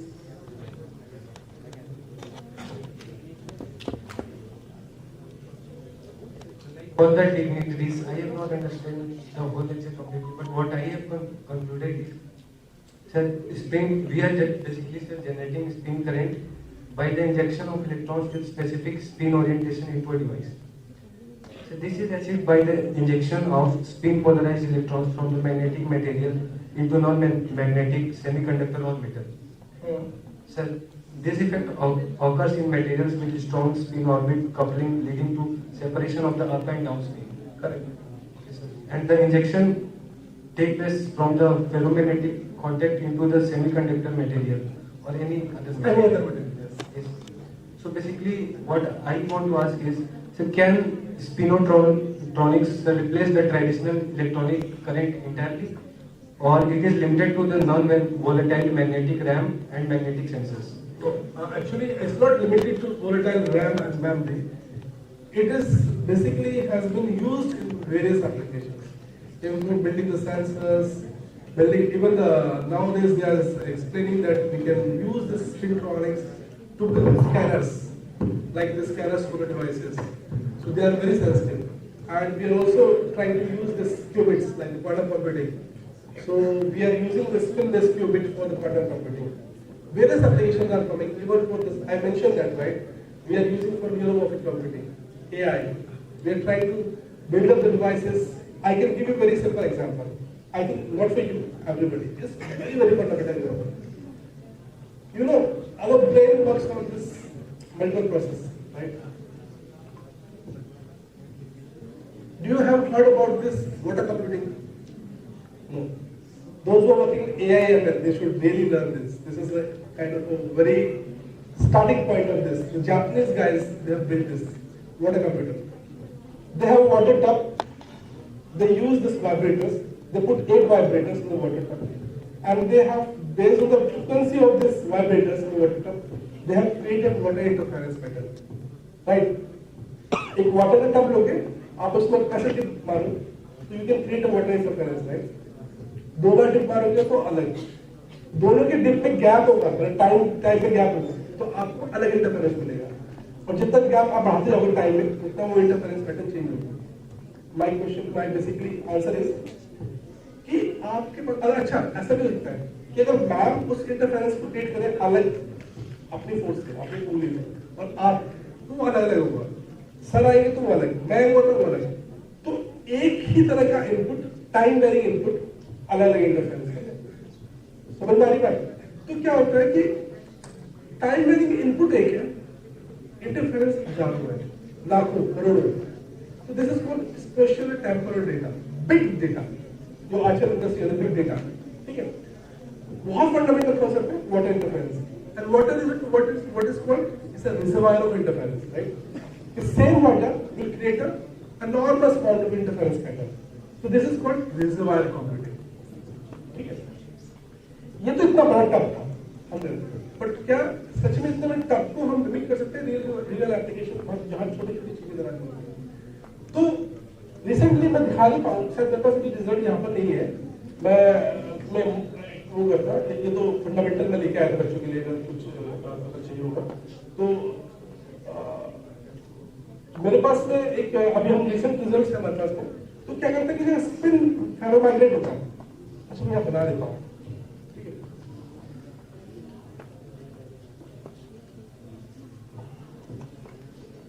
तो ferromagnet की तरह होता है, तो ferromagnetic में क्या होता है, सारी स्पिन से अलाइन होती है, राइट? सारी स्पिन से अलाइन होती है. अगर मैंने गलती से एक स्पिन को ऐसे अल्टर कर दिया, कैसे? मैग्नेटिक फील्ड लगाया, थर्मल एनर्जी दे दी, लेजर शॉट मार दिया, अगर मैंने ये ऐसे कर दिया, this is not the easy condition for the ferromagnet. What it does, it shares the pain or share the experience, like what the feel this spin is being feels, and as a result of this, what this guy will do, they will transfer their energies, and as a result of this guy, if this is down, from up to down, this guy will also go to the down direction, but not exactly, because this guy said stop, no, we have to go there, and because of this guy will also maybe go here, and this guy will go. So you can see that we can kind of create a wave from this. And again, we can go basically this direction. So we can kind of create a wave with a different phase that my direction can propagate without moving. So within the material, what happens if you have 1,000 of spins? If you excite here, what you can do? You can create an interference pattern with an up and down spin. With a different input, different interference pattern with a spin. So this is called spin wave devices, spin wave interference devices, and it is just like a water interference.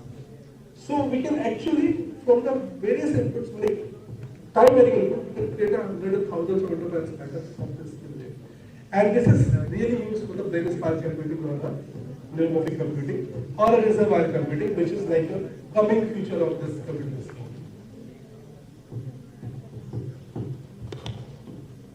Sir, what are the main challenges to bring it to the mainstream electronics? Okay, so CMOS, all the computers are made of the CMOS technology. Do you think that we can replace the CMOS technology?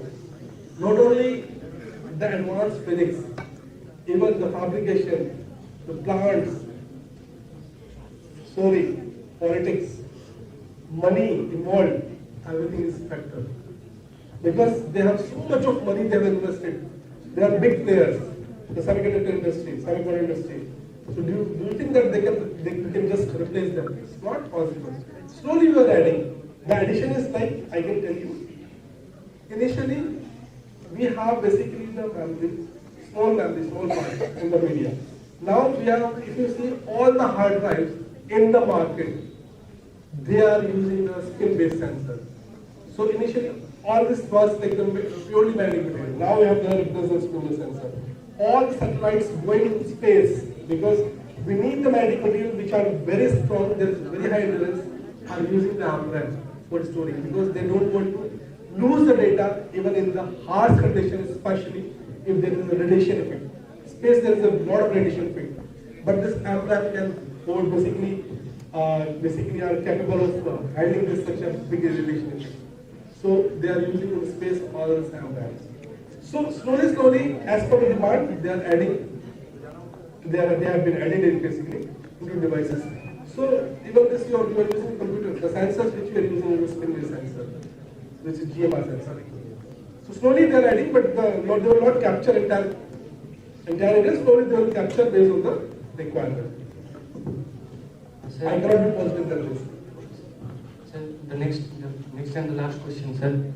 Sir, as you have told that there are very limited materials, ferromagnetic materials. They are like, sir, iron, cobalt, nickel, and the last one you told is gadolinium. Sir, so what is the most important criteria for selecting one of those materials for the perfect, sir? Okay, so ferromagnetic materials, see, you can choose the materials based on your requirement.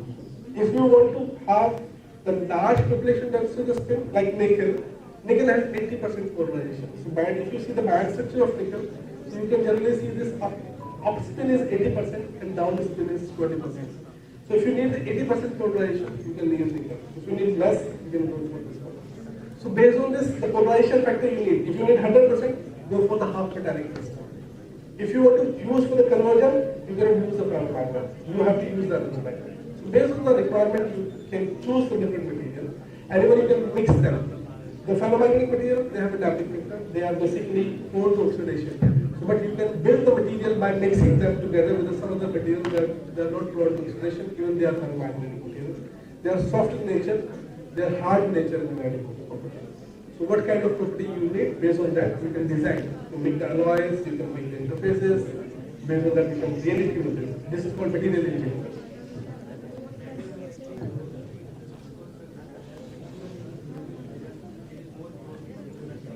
Correct, that's what I'm saying. So if you use the iron, but you can use an iron nitride, which is not prone to rusting, but still a ferromagnet. Good afternoon, sir. Thank you for the lecture, first of all. Sir, my question is on actually my personal interest in material science and nanotechnology. So I want to ask that we are using ferromagnetic materials here.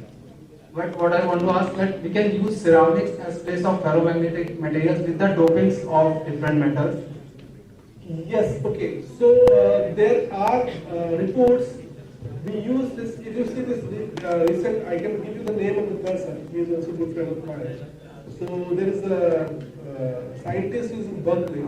Now he's in Oxford now. He has moved to Oxford University. So you see this iron oxide. He is using this iron oxide, which is antiferromagnetic in nature. Because of the canted state, the antiferro is up and down. But because of the canted state, they can create this cross coupling of the spin. And because of this cross coupling, they can have the spin textures on the edges. So they are working on this kind of a ceramic for the spin textures to forming this magnetic domain membranes, magnetic textures membranes. So this kind of work is going on. So if you want to follow it, you can follow this Hariom Jani. There's people around there available. He's an Indian origin guy and mainly someone in Oxford University.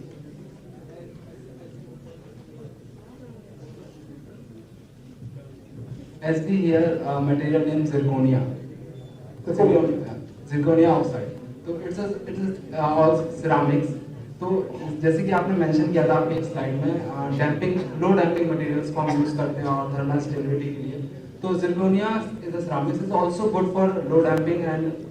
But zirconium is not a ferromagnet. But sir, we can convert it with the dopings. So is there any technology in IIT Kanpur in your lab that we can make a ceramics materials for the spin? I will suggest you not to use as a spin source. Use as a spin detector or conversion application. You see the recent Nature paper in 2014 or 24 or 23. In the Nature letter, they have published this zirconium as a good source of orbital Hall effect. So like the spin Hall effect, we can also use zirconium for the orbital to spin conversion. So this is a recent discovery because spin Hall effect is, we can see only the high spin orbital material, which is really limited. But if we can use the orbital Hall effect, or basically orbital movement in the material, we can use any material. So zirconium has very good orbital movement, and you can use for the orbital Hall effect. You use for that, definitely it will work.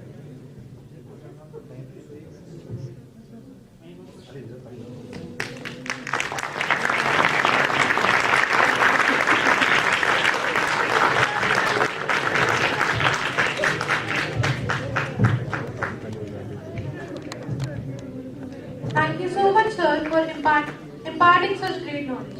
As a gesture of a sincere appreciation, we would like to present you with a token of our gratitude. I now request Professor R.K. Dwivedi, sir, to present it to Dr. Rohit Vidwan, sir.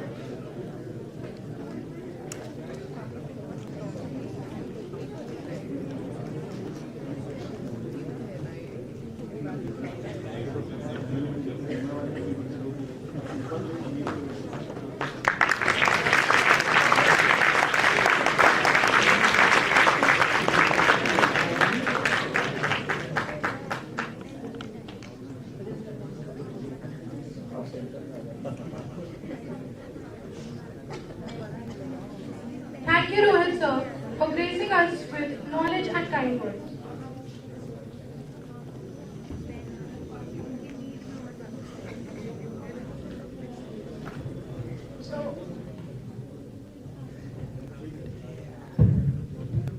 So all of us are eager to know the results of the competitions held under the umbrella of National Science Day 2025, and the awaited moment has arrived. I now request the director, sir, to kindly felicitate the winners. The winners will be announced.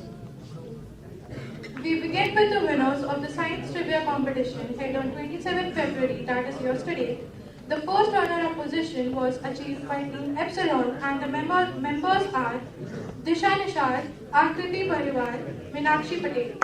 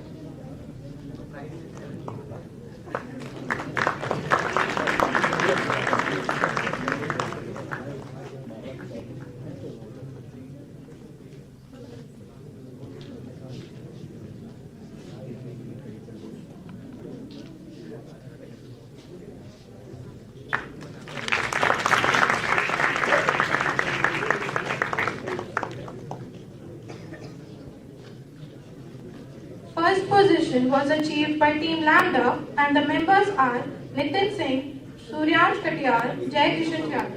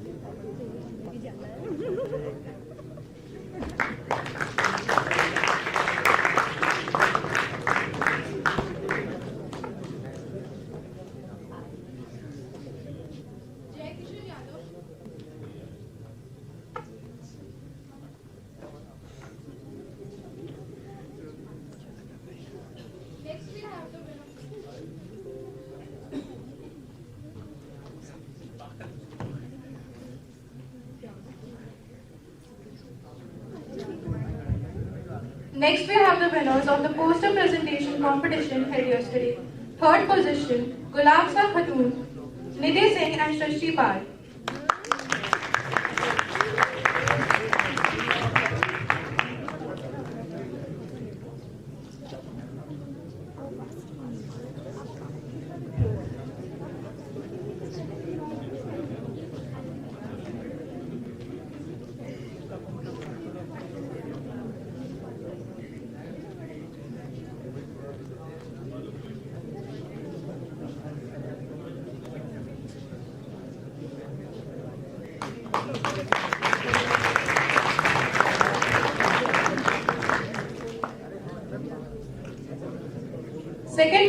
goes to Anshika Sharma.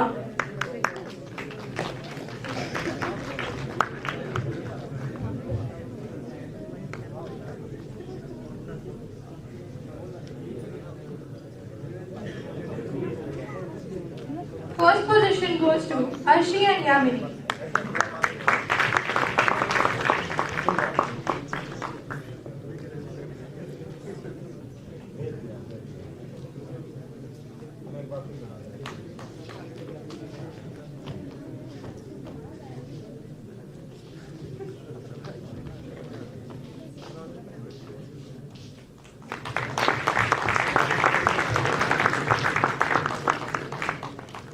Now we have the winners of the model presentation competition held yesterday.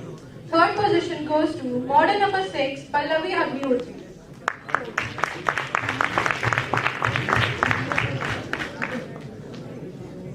Second position goes to model number 7, Aryani and Meenakshi.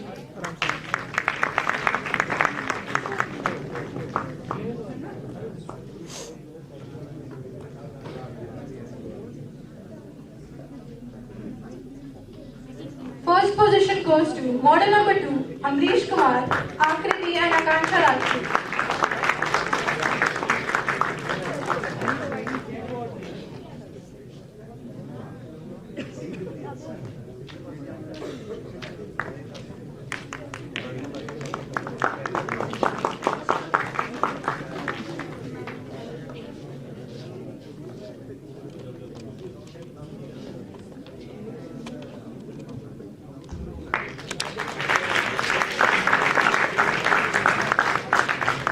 We now begin with the winners of the student presentation competition held yesterday.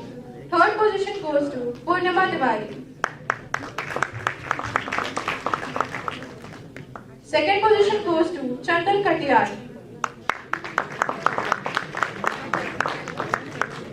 First position goes to Kaustubh Singh.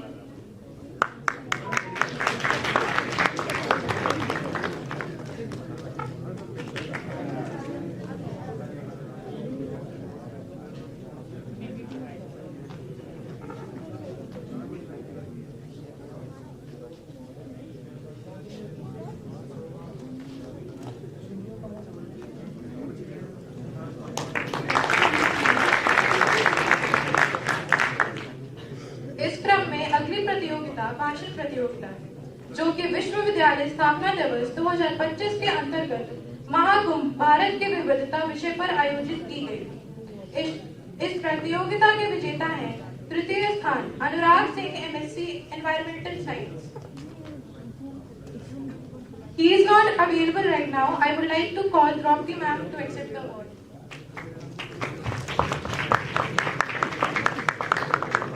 द्वितीय स्थान समीक्षा Tripathi BSc combination 4th semester.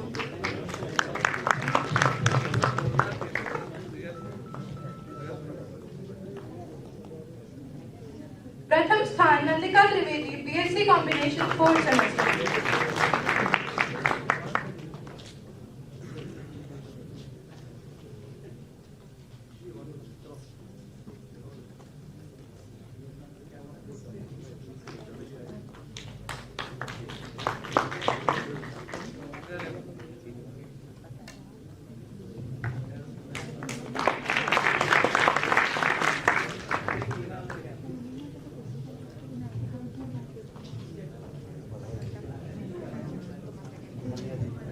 So I'm happy to announce 2 more awards, and these 2 awards are very special, and they are related to academics as well as related to extracurricular activities. So 2 students I have selected for this.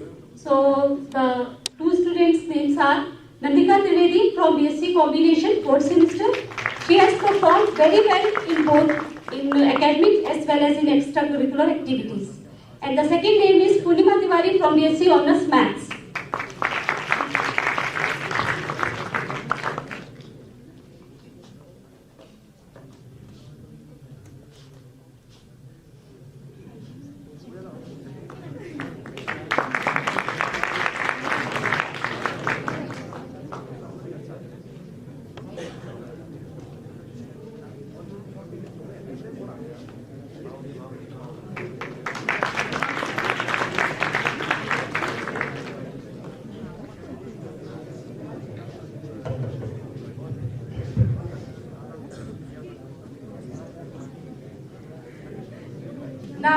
like to call Anju ma'am for the felicitation of the student organizers.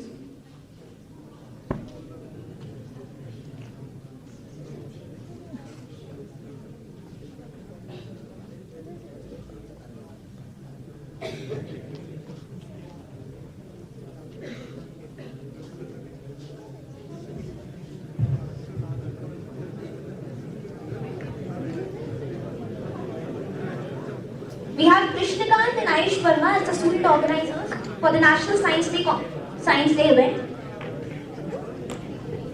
Please be seated, everybody.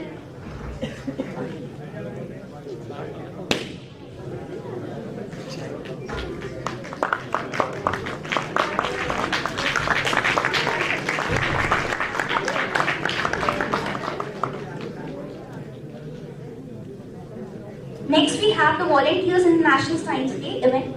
Utkarsh Kashyap from BSc Honours Physics. Siddhant Avasthi from BSc Honours Physics.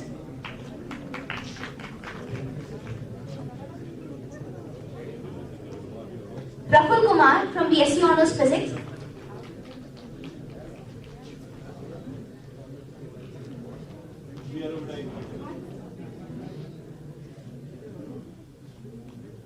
Kshitij Tiwari from BSc Honours Physics.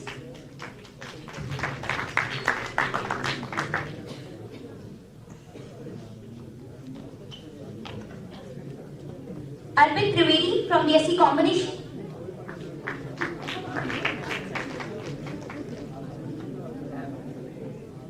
Manas Patel from BSc Combination.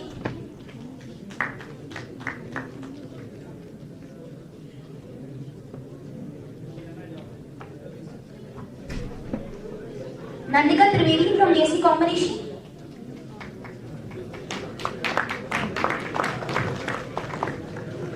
Shahu Mukherjee from BSc Combination.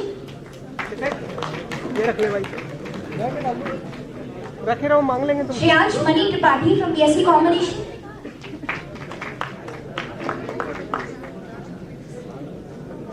And Agrima Singh from BSc Honours Chemistry.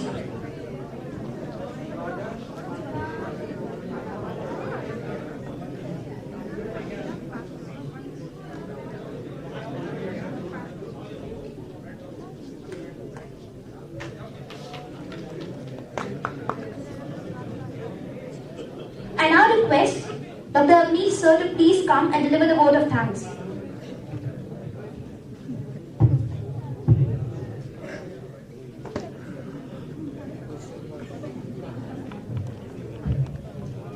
Thank you, Purnima. Good afternoon to all. As we come to the closure of National Science Day program, on the behalf of Department of Physics, it is my privilege to express my heartfelt gratitude to all who have contributed to making this event a success. Firstly, I would like to extend our deepest thanks to our esteemed chief guest, Professor Rohit Redwal, for accepting our invitation and enlightened to our students, and learned that how to develop efficient devices with the use of electron spin. The students learned a lot, sir. We are really thankful to our Honorable VC sir for approving the proposal to celebrate National Science Day and motivate us for conducting such programs. My sincere thanks to our respected Pro VC sir for his guidance and support. My special thanks to our respected Star sir to kindly approve the support in organization such academic activities. I express my sincere thanks to our respected Director, School of Business Sciences, Professor R.K. Dwivedi sir for his guidance and support. I must thank to our Deputy Director, Dr. Ankur Dikshit ma'am. She always stood to remove all the hurdles in academic activities. It is always a great experience to work with her. My sincere thanks to all the respected heads, faculty members of the School of Basic Sciences. Gracious presence made this event successful. I must thank to the faculty members who played the role of judges in various events. A special thanks to Dr. Ramjanman sir, Dr. Prabal sir, and Dr. Sikha madam for his great support.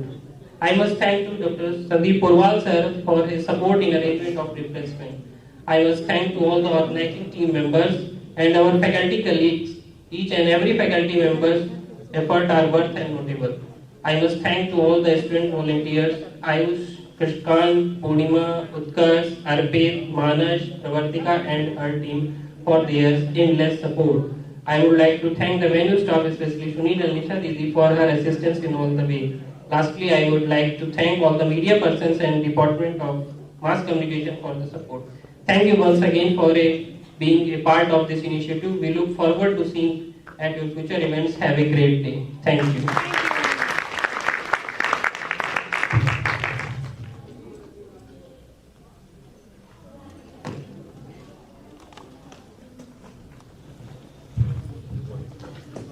With that, we come to the end of today's event.